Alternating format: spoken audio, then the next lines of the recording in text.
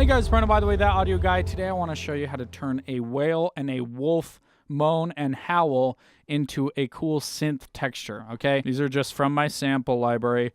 I just found some animal sounds because I wanted a more organic sound in this song. This is the original clip of the whale.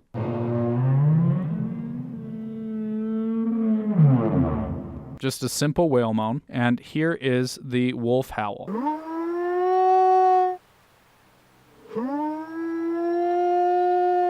So let's start with the whale moan. So I just took that and I cut it up.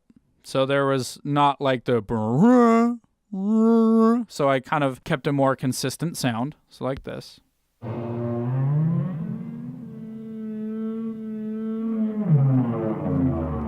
Okay, so it could hold out with my song and stretch. Because if you look right here, I wanted to fill up that bar. So, and then it drops on 63. Okay, so what I did, I used the old trusty Melodyne. Okay, again, you can do this with any other pitch correction software like Waves Tune, Flex Pitch, Auto Tune, whatever. If you've watched the woman crying video, it's the same concept. You take it and you draw it out as if you were doing MIDI piano roll. You take the piano roll and you draw your notes, blah, blah, blah, blah, blah. It's the exact same thing with Melodyne, okay? You take your whale noise and you draw out the melody. So I sat on the piano and I thought, oh, what would be a cool melody? Right? And I played it out. As I was going through, the artist was over here and I was like, oh, dude, whale noise. And he was like, huh. And so I'm like going through my library looking for a whale noise. And he was like, wait, are you being serious? So, of course, 45 minutes later. But hey, you know what? It's cool and it sounds great. So here's the melody that I drew out for it.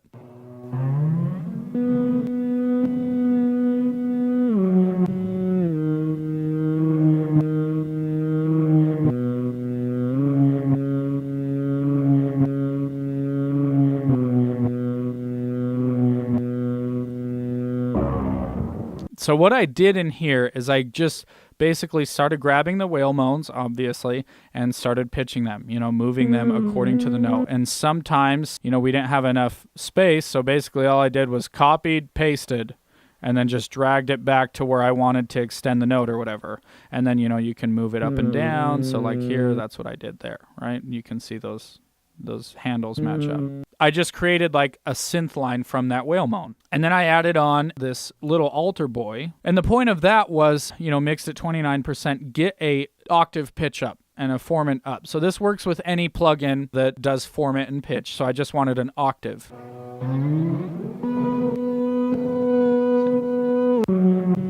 So it wasn't just low. I loved the sound, and it also helped it cut through the mix a little bit better. Then, of course, the old trusty trash.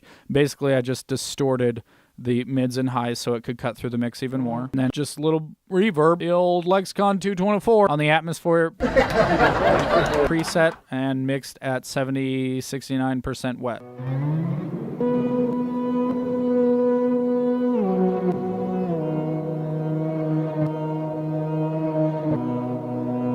And what I love about it is it's like, what is that? It's like, is that like a weird cello? Is that it's like impossible to figure out what it is.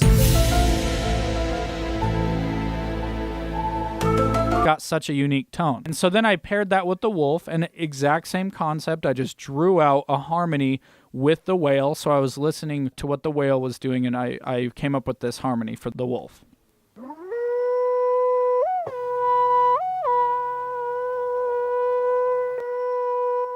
So with those two together.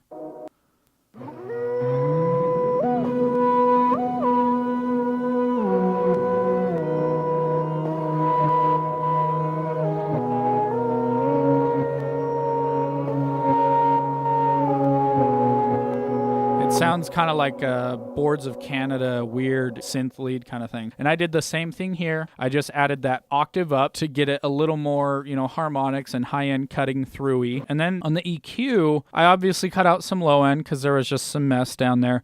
But I wanted to tame this higher note. because in the context of the mix, it was just coming through a little too high. So you can see it's poking right there. So I just basically, grabbed my bell and pulled that bad boy down. Because again, in the mix, it was just a little too intense. Threw on the exact same reverb as the whale, didn't think too much about it. And then this guy's really cool. So this is the Cable Guy's volume shaper. And I did it on the slow and shy preset. What this guy does is you can basically set a speed for cycles, or you can beat sync it or whatever. But I like to set it on cycles, and it basically just creates movement of volume in whatever you throw on it. So on here, you can see the wave passing through. So look, it's going here. So it's going about that fast. So as this passes through, the volume slowly rises. And then it gets to right here, and it hits at the middle, and then it ducks a little bit down. So what that does is it's almost like automated automation, right? Where it's like, hey, I want this to just kind of move just a little bit like maybe ocean waves or something. So you throw this guy on, and the volume just slowly moves up and down. Or you can do it really fast. You set that right here with the speed. But I wanted that wolf to just like kind of come in and out, like this, like that. Those two together, you get this pretty sound like this. Okay, and then in the context of the mix,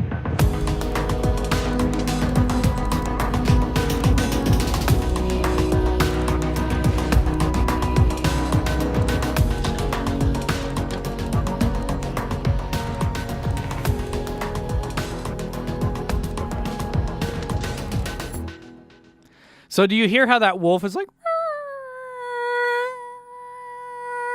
every now and then kind of pokes through? And so this is a super subtle texture, but I just wanted more life into this part of the song. The reason I chose a wolf and a whale, so this is the same song as the woman crying. If you've seen that video, then you kind of have context of the mood of the song. It's like a sad, longing song, but there's also some anger mixed in there and frustration. I was trying to think, okay, what's an organic sound? In Earth, what is a sad type sound? And I was thinking about like different animals and stuff, and I thought, a whale moan, those are sometimes kind of sad. And then the wolf, same thing. It's like by pitching it up, it made it almost even sadder, just like this long like cry in the distance. It's just like, and so those two combined, I thought there was something really beautiful about it, in that it's like these two animals that are almost crying to add to the song. And you know what? Yeah, I'm getting hippie here. I'm going green. I don't care. The point is, experiment. Take animal sounds and turn them into, synth things to add life to your song. And that's the best thing, is like when people are like, dude, what synth is that? And you're like, it's a whale. It's a wolf. Number one, it makes your thing super unique.